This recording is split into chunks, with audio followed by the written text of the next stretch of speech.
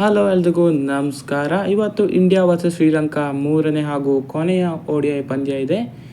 ಈಗಾಗಲೇ ಹೋದ ಪಂದ್ಯ ಸೋತಿದ್ದಾರೆ ಭಾರತ ತಂಡ. ಇವತ್ತು ಸಖತ್ತಾಗಿ ಕಂಬ್ಯಾಕ್ ಮಾಡಲೇಬೇಕು. ಶ್ರೀಲಂಕಾ ಪರ ಬರೋದಾದರೆ ಅವರು ಸೀರೀಸ್ ಏನೋ ಸೋಲಲ್ಲ. ಇವತ್ತು ಗೆದ್ದಲ್ಲಿ ಅವರಿಗೆ ಸೀರೀಸ್ ಆಗುತ್ತೆ. ಅಪ್ಪಿತಪ್ಪಿ ಸೋತರೂ ಕೂಡ ಡ್ರಾ ಆಗುತ್ತೆ ಸೀರೀಸು. ಹಾಗಾಗಿ ಅವರು ಕಮಾಂಡಿಂಗ್ ಪೊಸಿಷನ್ನಲ್ಲಿದ್ದಾರೆ ಇವತ್ತಿನ ಮಟ್ಟಿಗೆ. ಹಾಗೆ ಇಂಡಿಯಾ ಮೇಲೆ ಸಖತ್ ಪ್ರೆಷರ್ ಇದೆ. ಇವತ್ತು ಡೂ ಆರ್ ಡೈ ಸಿಚುವೇಶನ್ ಇರೋದ್ರಿಂದ ಸಖತ್ ಪ್ರೆಷರ್ ಇರುತ್ತೆ ಭಾರತ ತಂಡಕ್ಕೂ ಕೂಡ.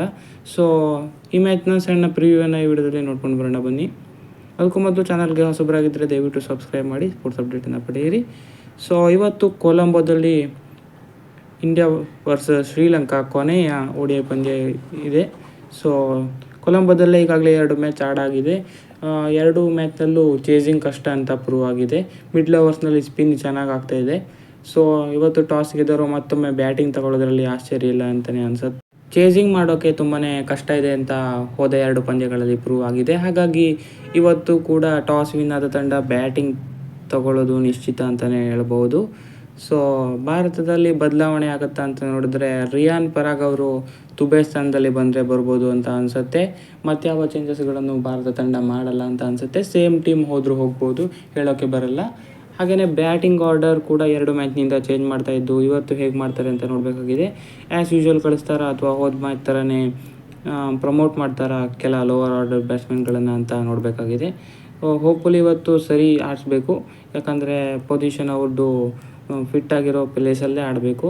ಒಮ್ಮೆಲೆ ಆ ಥರ ಮಾಡಿದರೆ ಅವ್ರಿಗೂ ಕೂಡ ಕಷ್ಟ ಆಗುತ್ತೆ.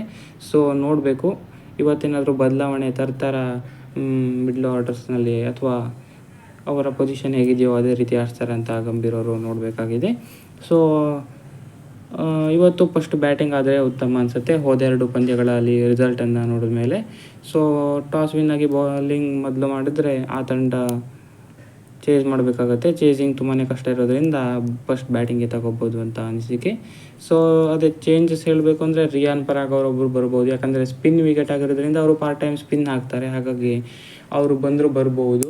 ಒಂದು ಬ್ಯಾಟಿಂಗ್ ಆರ್ಡ್ರಲ್ಲೂ ಕೂಡ ಅವರು ಬ್ಯಾಟ್ ಮಾಡೋದ್ರಿಂದ ಆಲ್ರೌಂಡರ್ ಲೆಕ್ಕದಲ್ಲಿ ಸಿಕ್ಕಂತಾಗುತ್ತದೆ. ಸೊ ಅವರು ಬಂದರೂ ಬರ್ಬೋದು. ಈಗಾಗಲೇ ಆಲ್ರೌಂಡರ್ಸ್ ಇದ್ದಾರೆ ಟೀಮ್ನಲ್ಲಿ, ಆದ್ರೂ ಕೂಡ ಹೇಳೋಕ್ಕೆ ಬರಲ್ಲ, ಅವ್ರನ್ನೂ ಕೂಡ ತಂದರೂ ತರ್ಬೋದು. ಸೊ ನೋಡೋಣ ಏನು ಮಾಡ್ತಾರೆ ಅಂತ. ಸೊ ಇದಾಗಿತ್ತು ಈ ವಿಡಿಯೋ.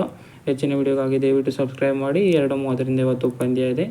ಎಕ್ಸೈಟಿಂಗ್ ಪಂದ್ಯ ಆಗಿರುತ್ತೆ ಅಂತಲೇ ಅನಿಸುತ್ತೆ ಇವತ್ತು. ಯಾಕಂದರೆ ಡೂ ಆರ್ ಡೈ ಪಂದ್ಯ ಆಗಿದೆ. ಶ್ರೀಲಂಕಾಕ್ಕೂ ಕೂಡ ಸರಣಿ ವಿನ್ ಆಗಿ ಹೋಗಲು ಇವತ್ತು ಸಖತ್ ಚಾನ್ಸ್ ಇದೆ. ಸೊ ಏನಾಗುತ್ತೋ ನೋಡೋಣ. ಸೊ ಇದಾಗಿತ್ತು ಈ ವಿಡಿಯೋ. ಹೆಚ್ಚಿನ ವಿಡಿಯೋಗಾಗಿ ದಯವಿಟ್ಟು ಸಬ್ಸ್ಕ್ರೈಬ್ ಮಾಡಿ. Thank you.